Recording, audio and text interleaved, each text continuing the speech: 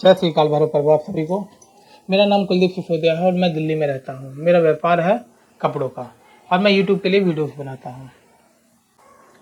बाकी आते हैं मेन मुद्दे पे। मैं गुरु जी से कितने समय से जुड़ा हुआ हूँ।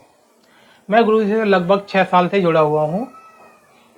उस समय को देखते हुए और मैं आज का समय देखता हूँ तो बहुत अलग है। और मेरी दीक्षा जो हुई वो गुरु जी के द्वारा उज्जैन में एक शिविर लगा था, वहाँ पे मेरी दीक्षा संपन्न हुई। उस दिन का मैं अपने जीवन को सबसे अच्छा दिन मानता हूँ, जिस दिन से मेरा जीवन परिवर्तित हुआ। कहाँ मैं एक 15-16 हज़ार रुपये की नौकरी करता था और आज मैं लगभग 30-35 हज़ार रुपये आराम से अपने जीवन यापन के लिए खुश हूँ। ये नहीं कह सकता हाँ भाई मैं दुखी हूँ किसी चीज़ को लेके। मैं अच्छा कमा रहा हूँ, कोई दिक्कत नहीं है। अब आते हैं हम अपने आश्रम को लेके। हमारे आश्रम और हमारे गुरुजी में कोई दोष नहीं है, जैसा कि लोगों द्वारा बताया जा रहा है। हमारे आश्रम पे ऐसे काम होते हैं, क्या कहते हैं, ऑर्गन्स, बॉडी पार्ट बेचे जाते हैं, देह व्यापार किया जाता है, लड़कियां लाई जाती हैं या किडनैप की। सोचो गुफा बना रखी है, गुफा मतलब तहखाने बना रखे हैं हमने, लड़कियों को उसके अंदर रख रखा है। ये सुन के तो मेरा दिमाग घूम गया भाई, ये हो क्या रहा है। मतलब लोग कैसी बातें कर रहे हैं। ये आश्रम वालों ने तो फैलाया नहीं होगा, वहाँ के आसपास के गांव वाले जो वहाँ पे आते थे उन्होंने ही फैलाया होगा आपस में। क्योंकि हम तो लगभग आश्रम में लगभग कितने लोग रहते हैं, ज़्यादा ज़्यादा 4, 5, 6, 7 इतने ही लोग रहे हैं आज तक। बाकी सिविल लगता है तो थोड़े से ज़्यादा हो जाते हैं, 30, 40, 20, 20, 50, 20, जिस तरह का शिविर होता है उस तरह के लोग हो जाते हैं वहाँ पे है। लेकिन लोग जो वहाँ आश्रम पे आते हैं, साधक आते हैं, लेकिन वो साधक तो कभी ऐसी बातें नहीं फैलाएंगे आश्रम से बाहर जाके। और गाँव वाले से कौन मिलता जाएगा, थोड़ा बहुत। लेकिन जो आसपास के लोग हैं उन्होंने हमारे आश्रम के लिए ऐसी गलत बातें फैलाई जिससे आज हम बहुत दुखी हैं। क्योंकि उस आश्रम को बनाने के लिए एक एक ईंट कैसे जोड़ी है साधकों ने अपने खून पसीने की कमाई से। उसमें योगदान गुरु जी का सबसे ज्यादा रहा, साधकों का सबसे ज्यादा रहा। मैं आपको वीडियो लगाऊंगा साथ में, आप देखना उन वीडियोस को। उसमें कितनी मेहनत की गई है आश्रम के लिए। जो वहाँ पे साधक आते थे ना, वो दिन में लगभग 16-16 घंटे काम करते थे आश्रम को बनाने के लिए। गड्ढे खोदना, वहाँ पे जो घास फूस है उसको काटना है, वहाँ पे पेड़ लगाना, पौधे लगाना। आपको मैं पुरानी वीडियोस भी दिखाऊंगा जिसमें आश्रम पहले कैसा था और अब कैसा है। वहाँ पे कोई पेड़ नहीं था, अगर पेड़ थे तो सफेदे के पेड़ थे, तो उनको हमने काटा। एक आश्रम आज जिसमें अमरूद के, आम के हैं, केले के वृक्ष लगे हुए हैं, जामुन के वृक्ष लगे हुए हैं, उस तरह के वृक्ष लगे हुए हैं। कहते हैं ना एक प्रॉपर आश्रम। उस आश्रम को इस तरह से बनाने की कोशिश की गई हमारे गुरुजी द्वारा, और वो आश्रम उस तरफ बढ़ भी रहा था है। लेकिन लोगों की भावनाएं किस तरह से भड़की ये हमें भी समझ में नहीं आया है, या कह सकते हैं उन अनपढ़ों को, उन जाहिलों को, निर्लज व्यक्तियों को किस तरह से उन्होंने हमारे आश्रम को बदनाम किया, वो हम जानते हैं। वहाँ पे जब वो, अगर वहाँ पे क्या कहते हैं नल खुद रहा है तो गांव वालों के द्वारा खुदवाया गया है वो। अगर वहाँ पे कोई पेड़ काटे गए हैं तो गांव के लोग आए हैं जिन्होंने वो पेड़ काटे हैं। वहाँ अगर ट्रैक्टर आ रहा है तो गांव वालों का आ रहा है। वहाँ पे हमने मेहनत करी है, लेकिन हम पे इतनी मेहनत नहीं होती जितने वहाँ गांव वाले कर लेते थे। झोंपड़ी बननी है तो गांव वालों ने आके बनाई है, उनके फोटो मैं साइड में लगाऊंगा सबके। उसमें एक एक चीज, कहते हैं ना, एक एक पौधा चुन चुन के सिंधौली से आगे एक सरकारी नर्सरी है जहाँ से हम पेड़ पौधे लेके आए थे। मुझे आज भी वो याद है। एक हमारे शिवाजी गुरु भाई थे, उन्होंने, उनकी गाड़ी में हम वो पेड़ पौधे लेके आए थे। वो किस तरह से हम गाड़ी में रख के लाए आश्रम तक, क्योंकि वो लगभग 10-12 फुट का पेड़, मतलब बड़े पेड़ थे जामुन के, जो हमने वहाँ पे गाड़ी में लगाए। 10-12 फुट की गाड़ी नहीं होती है, छोटी सी गाड़ी वो। उसमें हमने पेड़ कैसे लेके आए वो हमें पता है। उसमें बहुत सारे पेड़ वो हमें आश्रम में लगाए। मतलब 5 साल उस आश्रम में हमने ऐसे दिए हैं जैसे खून पसीना दिया हो। हर चीज उसमें ऐसी नहीं है कोई ऐसे ही बना दिया गया हो, उसमें बहुत प्लानिंग की गई। पहले हमने झोंपड़ियों का सोचा, हमारे गुरुजी ने उन झोंपड़ियों का बनाया, लेकिन वहाँ पे दीमक की प्रॉब्लम है। दीमक उसमें लग जाती थी हर बार। जैसे हमने लकड़ी का घास फूस का वहाँ के जो गांव के आस पड़ोस थे उन्होंने ही बना के दिया हमें, और उसको कुछ समय बाद वो दीमक खा जाती थी, तो हम उससे बहुत परेशान हो गए थे।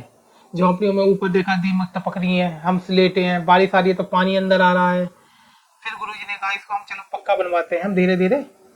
तो हमने पक्के की व्यवस्था करी, वहाँ पे लेटरिन। अब आते हैं लेटरिन के बाद, जो लोग कह रहे हैं ना वहाँ गड्ढे खोदे गए, गड्ढे केवल वहाँ पेड़ पौधों के लिए खोदे गए। एक इंग्लिश लेटरिन आती है बॉक्स द्वारा बनी हुई, वो क्या है, फाइबर की लेटरिन होती है वो। उनमें मतलब ये होता है 3-4 फुट का गड्ढा खोद दो, उन्हें दबा दो, तो आप वहाँ पे लेटरिन आराम से कर सकते हैं। क्योंकि जंगल में जाओगे सांप कीड़ेगा, बारिश हो रही है, किसी भी समय सांप आपको काट सकते हैं, जंगल है सारा।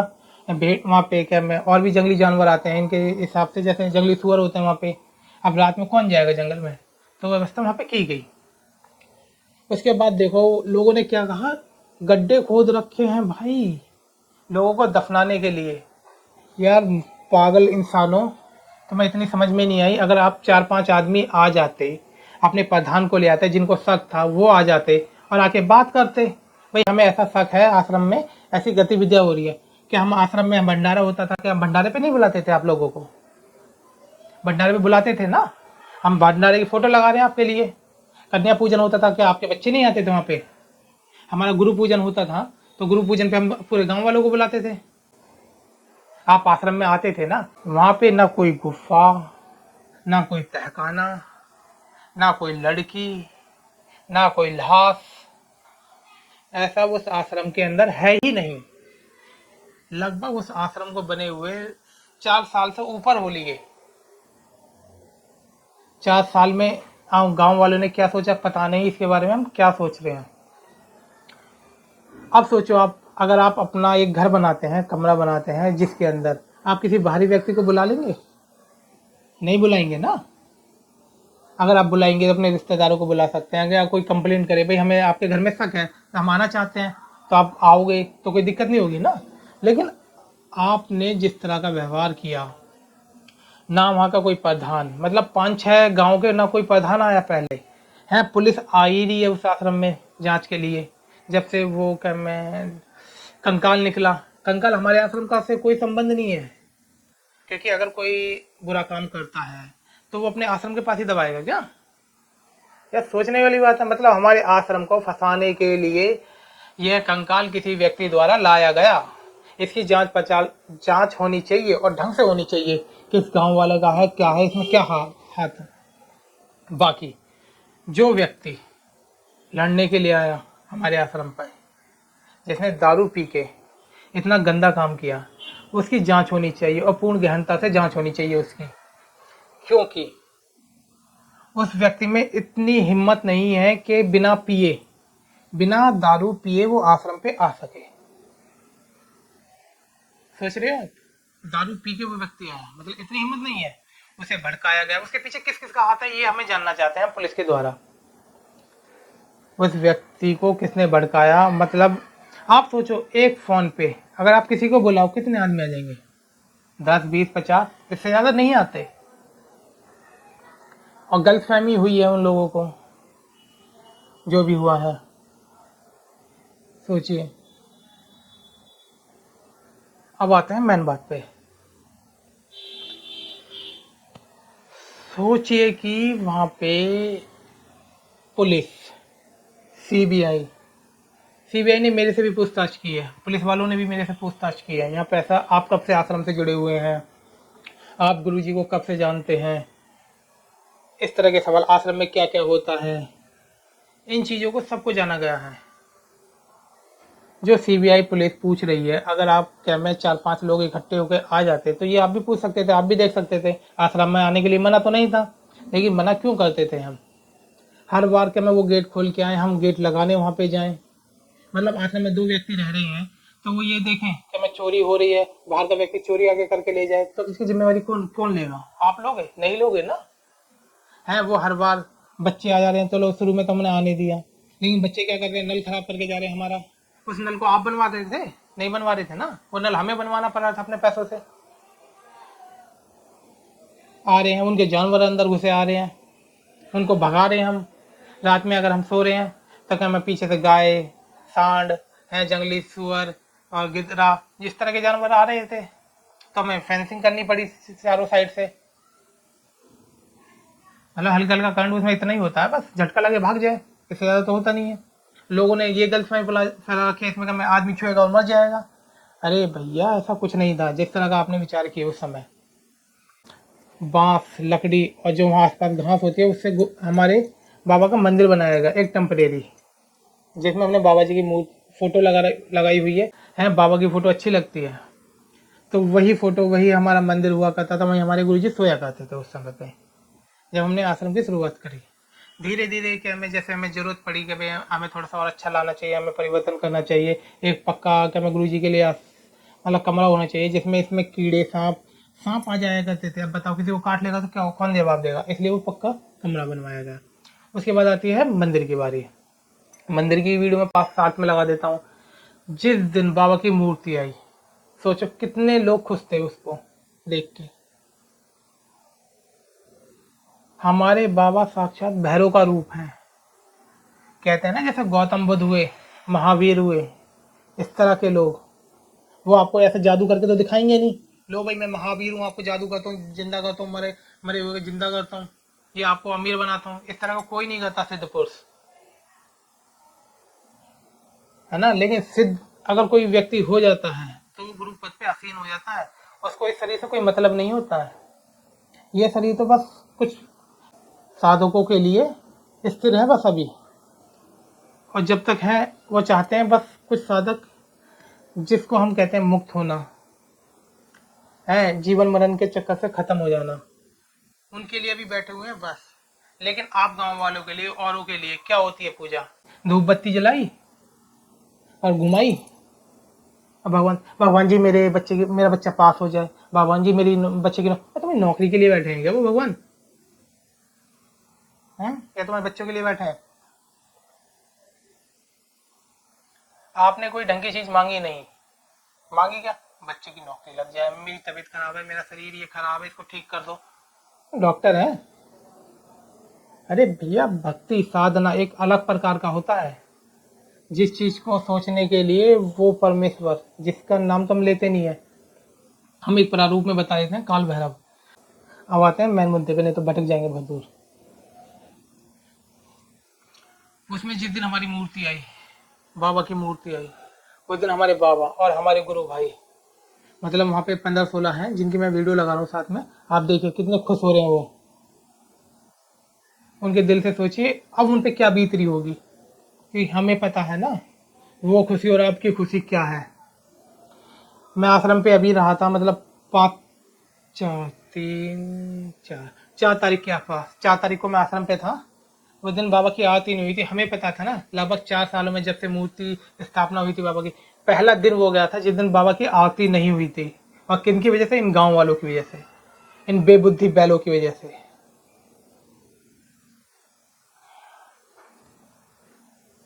सही में दारू पी पी के सारा इंसान जानवर हो जाता है, ये सच बात है। इनके बारे में हम मतलब लोग हम जाते थे, हम भिक्षा मांगने जाते थे गांव वालों से, लेकिन हमें ऐसी उम्मीद नहीं थी। कहते हैं ना एक हाथ से भिक्षा देना, पीछे से छुरा घोंपना। रावण का दूसरा रूप निकले ये सारे लोग। भिक्षा मांगने देने के रूप में इन्होंने हमें क्या दिया? हमारे आश्रम से जोड़ दिया इन्होंने। उस आश्रम की वीडियो देखो आप, पहले क्या था और अब क्या था। आपको समझ में तो आई नहीं कुछ भी, क्योंकि आपको क्या लगता था एक कैलेंडर टांगा भगवान जी का, धूप बत्ती घुमाई और काम शुरू, बस खत्म। शाम को तो पौवा मारे और सो गए। ये जिंदगी नहीं होती है। ये जानवरों की जिंदगी है और कुछ नहीं है। अरे उस पिता परमेश्वर ने किस लिए आपको जन्म दिया, आपने कभी सोचा है? इतना बुद्धि हो तो सोचेंगे ना, इतनी है ही नहीं बुद्धि। छोड़ो इसको, नई बात, नहीं तो बहुत दूर और निकल जाएंगे। अब आते हैं लास्ट वाली वीडियोस पे। आपने देखा होगा किस तरह से हमारे आश्रम पे हमला हुआ। आज तक रिकॉर्ड है, आज तक का। अगर वहाँ पे स्त्रियां आई हैं, महिलाएं आई हैं, तो वो साधना के लिए आई हैं। अगर वहाँ पुरुष आया है तो साधना करने के लिए आया है। ये नहीं है कि मैं कुछ गलत काम हो रहे हैं आपकी सोच के द्वारा, क्योंकि अगर आपके दिमाग में गोबर भरा है ना, या टट्टी भरी है, तो वो वही भरी रहेगी, उसे बदल नहीं सकता कोई इंसान। अगर भगवान भी आके आपसे बोलेगा ना, बेटा मैं भगवान, तो सवाल तुम भगवान से भी आज पूछ लोगे, तुम्हारी औकात ये है आज, कितने परसेंट थे, कितने परसेंट रह गए आज। आपको समझाने वाला पागल बोलेगा, लेकिन आप लोगों की समझ में नहीं आएगा। आपको कुछ लोगों ने भड़काया और आप भगड़ नहीं, डंडा लाठी उठा के भागी आए। अरे 4-5 समझदार लोग आते, कहते भाई हमें हमें ये दिक्कत हो रही है, हमें ऐसा ऐसा शक है आश्रम में, तो आते हम आश्रम में दिखवाते, हमारे गुरुदेव वहीं थे, मतलब और भी साधक थे, आप आराम से आते। जो वहाँ के क्या, 4-5 आपके गांव है, वहाँ पे प्रधान है, कुछ मानने आगा प्रधान प्रधान नहीं आता तो पुलिस को लेके आते साथ में, जब दिखवाते आश्रम को, हाँ भाई कुछ चीज़ है यहाँ पे, हमें ऐसा शक हो रहा है, स्त्रियों की आवाज़ आ रही है, बच्चों की, लड़कियों की आवाज़ आ रही है। लेकिन नहीं, गवारों की तरह लठ उठाए और आ गए, जानवरों की तरह वहाँ पे। आप देखिएगा इन वीडियोस को, ये साथ में भी सारी वीडियोस में लगाऊंगा जो मेरे पास उपलब्ध है। बाकी मैं अपनी पुरानी वीडियोस लगाऊंगा, जहाँ मेरी दीक्षा हुई है मैं उसकी भी वीडियोस लगा रहा हूँ, छोटा सा पार्ट। दीक्षा मेरी दूध से हुई है, सोचो, है ना, दूध से दीक्षा हुई है, ऐसा नहीं है कभी अलग ही चीज़ों से हुई है। हर चीज़ का एक नियम होता है, उस नियमों पे चला जाता है, आपकी तरह नहीं है बस लठ उठाए और चल दो। छोटे छोटे बच्चे 10-10 12 12 साल के लठ लेके आ रहे हैं, जो साला क्या है, मैं वहाँ पे क्या, मैं भंडारा खाने आया करते थे, अपने जानवर चराने आया करते थे, पानी पीने आते थे आश्रम पे। उस तरह की भावनाएं क्या मैं खत्म ही हो गई। अरे अगर आप रोड पे भी चल रहे हो, अगर किसी से टक्कर हो जाए आपकी, तो आप 2 मिनट पूछते हो भाई क्या लगी तो नहीं। आप इतने सालों से हमारे आश्रम में आ रहे थे, हैं भंडारा खाने, हमारे साल क्या, मैं हर साल गुरु पूर्णिमा पे भंडारा करते थे, भैरव अष्टमी पे भंडारा हुआ करता था, नवरात्र में भंडारा हुआ करता था। अब नवरात्र में हम किसको भंडारा खिलाएंगे अब तो आश्रम बंद करवा दिया आप लोगों ने। होगा क्या अब, क्योंकि हमारे गुरु जी एक बार निर्णय ले लेते हैं, उसके बाद तो वो फाइनल है, उसके बाद कोई नहीं बदल सकता उस निर्णय को। अगर हम आपके गांव में रह भी जाएंगे तो इसकी गारंटी कौन देगा, कोई देने लायक है। अगर हमारे गुरु जी गुरु भाई अकेले आ रहे हैं तो उन पर हमला नहीं कर सकते क्या वो लोग, जो किसी के में दारू पीने वाले के बहकावे में आके हमला कर डाला उन्होंने, है मतलब 5-6 हज़ार आदमी पुलिस वालों के हिसाब से उन्होंने इतना लठ तोड़ा, उसके बाद पब्लिक दूर हुई है। और सोचो भैरव बाबा की कृपा इतनी थी, आप मंदिर के अंदर दहलीज पार नहीं कर पाए, सोच रहे हो किस लिए। अगर मान लो चलो 4-5 हज़ार नहीं, 2 हज़ार ही सही, 500 सही, 500 आदमी बहुत होता है। आश्रम में कितने आदमी थे, लगभग गुरु जी को मिलाकर 6-7 आदमी थे, लग 7, एक व्यक्ति पे 100 आदमी, 100 आदमी समझते हो, अगर कोई एक एक घूसा भी मारे तो सब खत्म। लेकिन उस भैरव बाबा की कृपा से आश्रम की दहलीज पार नहीं कर पाए आप लोग, सोचा है वो पावर है क्या। क्योंकि सोचने के लिए तो बुद्धि चाहिए, उस दारू ने अपनी बुद्धि खराब कर रखी है, टाड़ी पी पी के, साली वो दारू आती है वो 60-70 रुपए के पौवा पी पी के, आप में बुद्धि तो है नहीं बिल्कुल भी।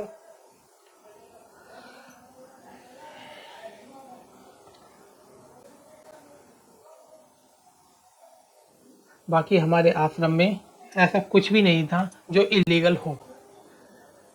ये वीडियो बहुत ज़्यादा लंबी हो गई होगी, लेकिन मैं आपको छोटे छोटे पार्ट सारी वीडियोस के लगा के दिखा दूंगा, किस तरह से मंदिर की स्थापना हुई, शुरुआत कैसे हुई, हमारा पुराना मंदिर कैसे था, नहीं जो नया बना उसमें मूर्ति कैसे स्थापित हुई, उसके बाद जो हमने पेड़ लगाए, उस तरह की वीडियोस हमारे पास है, हमारे पास हैं। उन तरह की मैं सारी वीडियोस लगा लूँगा, वो आप देख लीजिएगा। आप सोचते हैं क्या होगा, हमारे आश्रम में ना ही बॉडी पार्ट बेचे जाते हैं, ना किसी की बलि दी जाती है, ना ही हमारे आश्रम में कोई गुफाएं हैं या तहखाने हैं जहाँ लड़कियों को बंद किया जाता हो, ना ही हमारे यहाँ कोई गलत काम किए जाते हैं। हमारे यहाँ की जाती है साधना। हमने तो गांव वाले से भी कहा था शुरू में आके साधना करें, लेकिन साधना के लिए बड़ी हिम्मत चाहिए, हिम्मत से पहले तो वो ऊपर वाला चुनता है साधना के लिए आप लोगों को, वो करोड़ों में एक आध बंदा चुनता है, सोचा है उसकी भैरव की साधना के लिए, लेकिन वो यहाँ आसपास किसी में नहीं थी। पुलिस ने भी अब तो वेरीफाई कर डाला है, सीबीआई ने वेरीफाई कर डाला है, उसमें ऐसा कुछ भी नहीं है हमारे आश्रम में। लोगों को गड्ढे देखने के बाद ऐसा लग रहा था मतलब यहाँ कुछ दबाया हुआ है, 20-20 जेसीबी लगी हुई है, अफवाह देखो कितनी फैली हुई है हमारे आश्रम के खिलाफ। गांव वाले तो फैलाते होंगे या हम तो जाएंगे नहीं वहाँ पे 4-5 जने। दिमाग से पैदल इंसान थोड़ा पढ़ा लिखा होते तो अच्छे होते। ऐसा कुछ था नहीं वहाँ पे जिस तरह की अफवाहें वहाँ फैलाई गई। और बाकी हमारे गुरुजी सबको जवाब दे ही चुके हैं, हर चीज़ दिखा दिखा के। वहाँ पे पुलिस भी सब जवाब दे चुकी है। हर किसी को जवाब देने की ज़रूरत तो है नहीं, लेकिन एक वीडियो मैं अपनी तरफ से समझता था बनाई जाए गुरुजी के लिए। किसी भी आश्रम पे जब तक पूर्णतः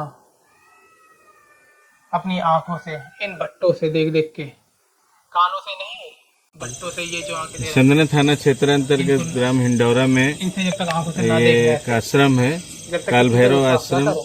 जहाँ पे आज ग्रामीणों के द्वारा यह अफवाह फैलाई गई कि इस आश्रम में लड़कियां आती जाती हैं और किसी महिला की चीखने की आवाज़ आ रही है। इस सूचना पर काफ़ी ग्रामीण इकट्ठा हो गए। पुलिस भी तत्काल सूचना प्राप्त मिलते ही पहुंच गई, पूरे आश्रम की तलाशी ली गया। ऐसा कोई यहाँ पर कोई आपत्तिजनक वस्तु या व्यक्ति या कोई महिला यहाँ पर नहीं मिली। जो अग्रिम विधिक कार्यवाही है वो जारी है। सर, ग्रामीणों का आरोप है कि यहाँ पे महिलाएं आती हैं रात में गाड़ियाँ आती हैं, क्या मामला है सर ये? देखिए, सिद्धपीठ इसको बताते हैं लोग, इनका अपना यूट्यूब पे चलता है जी।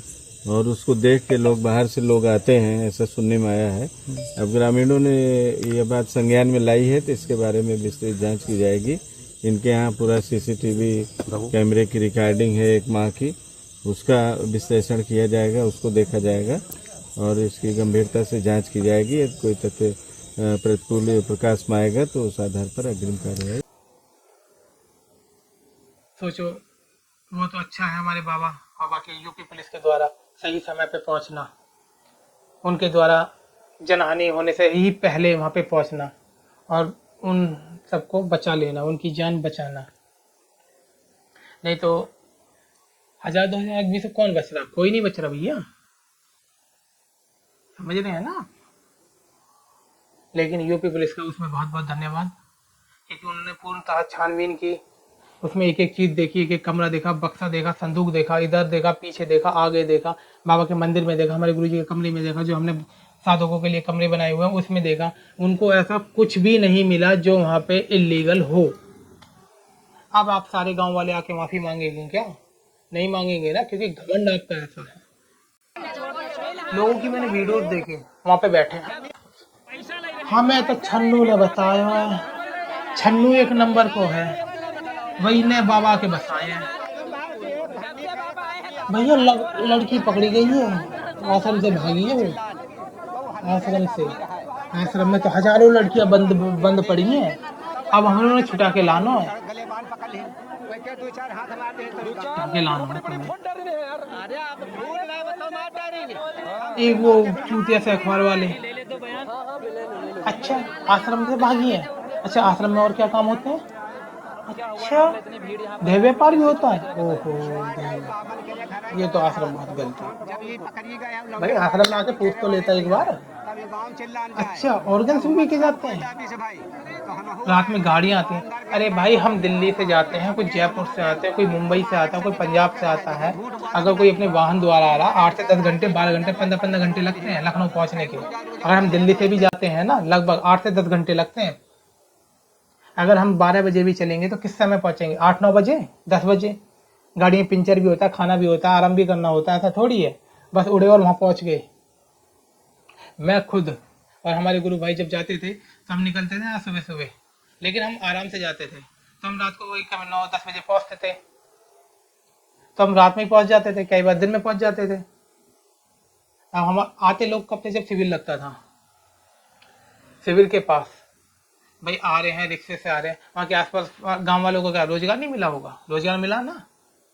लेकिन उन्हें क्या, उन्हें तो आश्रम से मतलब था सारा। आश्रम खुल कैसे गए यहाँ पे? वहाँ पे जो पंडित लोग हैं वहाँ के हैं, जो वहाँ के रईस आदमी हैं, जो अपने आप को दबंग समझते हैं, उनकी वजह से ये सब काम हुए। हवन होता था डेली वहाँ पे, बाबा की आरती होती थी सुनसान इलाकों में।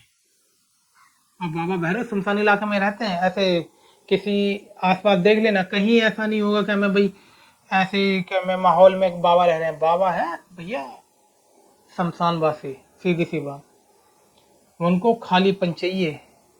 कुछ लोग तो बस जो हमारे आश्रम के अंदर आते थे, मतलब कभी दर्शन करने आ जाते थे, हैं तो दर्शन के लिए मना नहीं किया कभी। आरती के समय अगर कोई बाहरी व्यक्ति दर्शन करने आ रहा तो कभी मना नहीं किया गया। वो आरती के समय आए, बाकी आसपास गांव वाले भी आते थे, ऐसा नहीं है नहीं आते हो।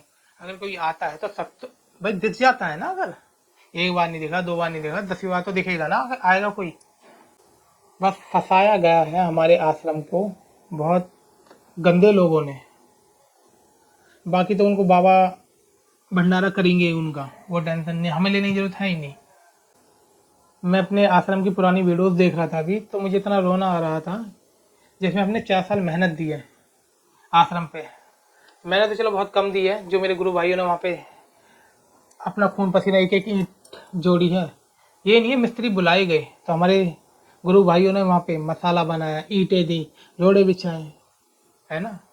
उसमें तो कई ऐसे ऐसे साधक हैं जो कि मैं 2-2 महीने रह के वहाँ पे सेवाएं दी। आश्रम ऐसे नहीं बन जाता है। लेकिन 4 साल की मेहनत, 5 साल की मेहनत, आपने एक दारूबाज की वजह से केवल 5 मिनट आने के बाद सारी खत्म कर दी। चलो अब जो होगा देखा जाएगा। आश्रम तो हमारा गुरुजी ने जो बोल दिया वो तो हो गई। हम मिलते हैं भैया, लखनऊ तो पता नहीं है, बाकी जैसा होगा देखा जाएगा। जय श्री काल भैरव पर्व। गुरुजी के चरणों में मेरा प्रणाम। इस वीडियो को मैं यहीं समाप्त करता हूँ। जय श्री काल भैरव पर्व आप सभी को।